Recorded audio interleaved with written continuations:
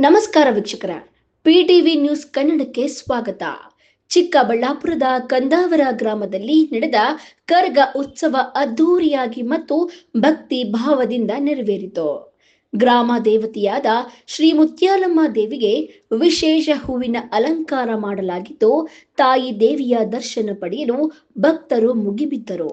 ಸುತ್ತಮುತ್ತಲಿನ ಗ್ರಾಮಗಳಿಂದ ನೂರಾರು ಸಂಖ್ಯೆಯಲ್ಲಿ ಜನರು ಆಗಮಿಸಿ ಕರಗ ಮಹೋತ್ಸವದ ವೈಭವವನ್ನ ಕಣ್ತುಂಬಿಕೊಂಡರು. ಕರಗ ಹೊತ್ತ ಭಕ್ತರು ದೇವಿಯ ಆಶೀರ್ವಾದದಿಂದ ಗ್ರಾಮದ ಜನತೆಗೆ ನ್ಯಾಯ ದೊರಕಲಿ, ಊರು ಸುಖ ಶಾಂತಿಯಿಂದ ಇರಲಿ ಎಂದು ಪ್ರಾರ್ಥಿಸಿದರು. ಕೈಯಲ್ಲಿ ಕತ್ತಿಯನ್ನು ಹಿಡಿದು ಭಕ್ತಿ ಭಾವದಿಂದ ನೃತ್ಯ ಮಾಡಿದ ದೃಶ್ಯಗಳು ಎಲ್ಲರ ಗಮನ ಸೆಳೆಯಿತು. ಭಕ್ತರ ಕಷ್ಟಗಳಿಗೆ ತಾಯಿ ದೇವಿ ನ್ಯಾಯ ಕೊಡಿಸುತ್ತಾಳೆ, ಊರನ್ನು ಕಾಪಾಡಲು ನಾನು ಇದ್ದೇನೆ ಎಂಬ ನಂಬಿಕೆಯನ್ನು ಭಕ್ತರು ವ್ಯಕ್ತಪಡಿಸಿದ್ರು.